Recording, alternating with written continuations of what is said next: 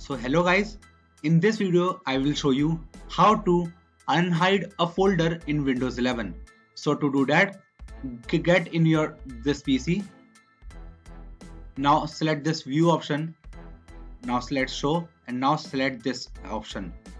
Now you guys have selected to see the hidden folders, and now just get into the folder, and now you can see this hidden folder right here.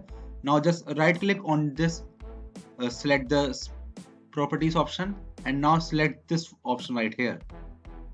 Now select apply, select this option and select OK. Now again select OK, and you can see guys, the folder is back in its normal form just like before. So that's how you guys do it, and that's it for the video guys. If you find this video helpful, then make sure to share it with your friends and also subscribe to our channel for more such videos. And thanks for watching.